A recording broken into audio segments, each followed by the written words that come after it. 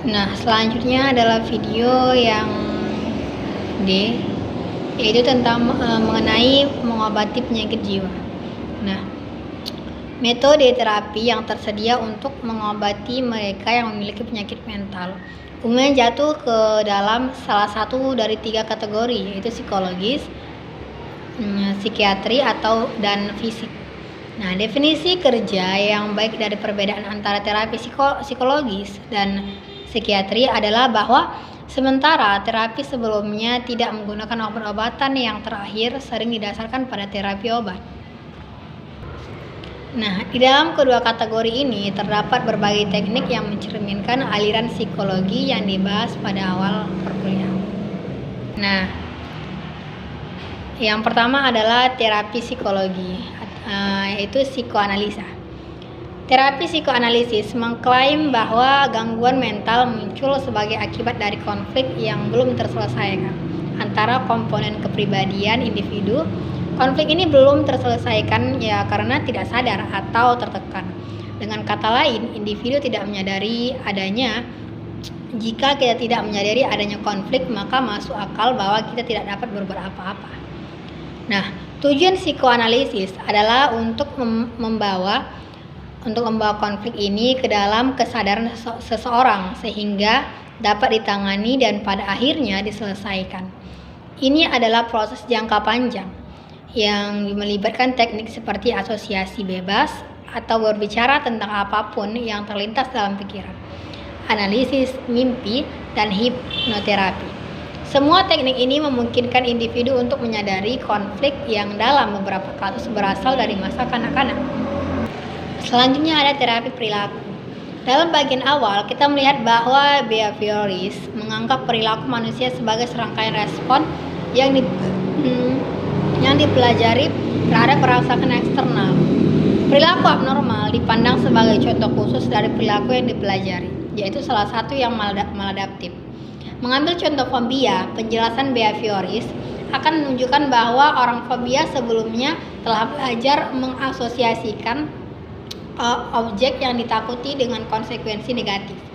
Nah, tujuan dari teknik perilaku adalah untuk melupakan asosiasi negatif ini melalui teknik seperti desensitisasi sistematis.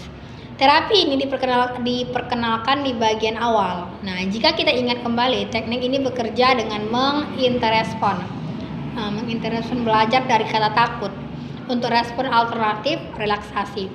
Nah, dengan mengajarkan individu untuk mengendurkan objek fobia tersebut, kemudian dapat diperkenalkan secara bertahap hingga tercapai suatu tahap di mana individu dapat menghadapi objek tersebut tanpa mengalami rasa takut. Nah, orang tersebut kemudian tidak peka terhadap objek dengan cara sistematis tersebut. Kemudian terapi perilaku kognitif. Nah, teknik perilaku seperti desensitisasi ini adalah sistematis, cenderung berfokus hampir secara eksklusif pada perilaku maladaptif dan juga atau abnormal. Nah, dan memberikan sedikit perhatian jika ada pada proses berpikir atau penalaran individu. Terapi kognitif perilaku mencoba untuk menggabungkan kedua teknik modifikasi perilaku, kebiasaan, dan prosedur yang ditujukan untuk mengidentifikasi dan mengubah keyakinan negatif atau maladaptif. Nah, selanjutnya ada konsultasi humanistik. Konseling humanistik didasarkan pada apa yang dikenal sebagai pendekatan fenomenologis. Nah, karena individu dipandang memiliki kecenderungan alami menuju pertumbuhan dan pemenuhan diri. Dalam kerangka ini, penyakit mental dipahami sebagai timbul dan frustasi sebagai akibat dari keadaan menghalangi kemajuan individu untuk memenuhi potensi mereka. Ini berarti bahwa tujuan terapi humanistik adalah mencoba membuat individu kembali ke jalurnya dalam hal perkembangan psikologis. Selanjutnya adalah pendekatan eklektik. Nah, ini melibatkan penggabungan teknik dari masing-masing pendekatan psikologis utama terhadap terapi untuk memberikan kerangka terapi. serba mungkin, yang komprehensif, yang disesuaikan dengan kebutuhan spesifik pengguna layanan. Nah, satu situasi tertentu di mana pendekatan eklektik ini dapat digunakan adalah dalam kasus terapi keluarga. Alasan dibalik jenis terapi ini terletak pada keyakinan bahwa masalah individu sering disebabkan atau diperburu oleh kesulitan komunikasi atau hubungan dalam keluarga. Kesulitan-kesulitan ini berarti bahwa terapi individu memiliki nilai yang terbatas, ya karena setelah setiap sesi terapi, pengguna layanan kembali ke situasi keluarga yang terganggu dan kemudian kembali ke pertama. Nah, selanjutnya ada yang disebut sebagai contoh skizofrenia. Nah, apa itu skizofrenia? 1. Gejala skizofrenia. Hal pertama yang perlu dipertimbangkan adalah bahwa istilah skizofrenia sebenarnya mengacu pada sekelompok gangguan dan bukan pada satu kondisi tunggal. Secara umum, skizofrenia dicirikan oleh disorganisasi parah atau gangguan kepribadian individu, pandangan yang terdistori tentang realitas dan ketidakmampuan untuk berfungsi secara efisien dalam kehidupan sehari-hari.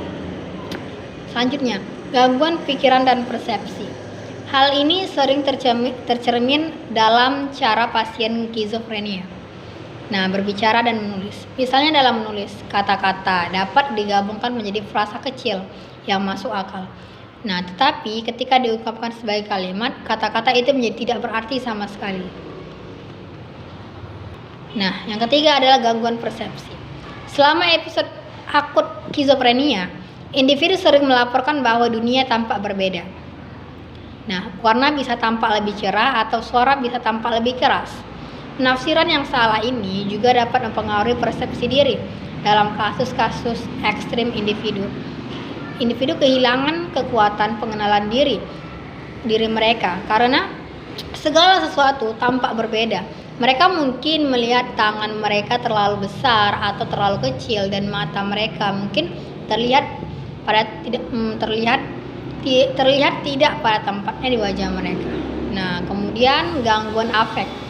Individu dengan skizofrenia sering tidak menunjukkan respon emosional standar. Mereka mungkin menertawakan sesuatu yang banyak orang menganggap menyedihkan atau mereka mungkin tidak menunjukkan respon emosional apapun. Nah, kelima adalah penarikan diri dari kenyataan. Selama episode skizofrenia, individu akan cenderung menarik diri dari orang lain dan tenggelam dalam pikiran atau fantasi batinnya. Keadaan penyerapan ini dapat begitu intens. Nah, sehingga orang tersebut tidak tahu hari apa dalam bulan itu atau bahkan di mana dia berada saat itu. Yang keenam adalah penurunan kemampuan untuk berfungsi. Rentang gejala yang dapat dialami oleh penderita skizofrenia ini dapat mempengaruhi kemampuannya untuk berfungsi secara normal. Dalam kehidupan sehari-hari, konsekuensinya adalah mereka mungkin tidak dapat mempertahankan pekerjaan, hubungan interpersonal mereka pun mungkin terganggu dan kebersihan pribadi mereka dapat diabaikan.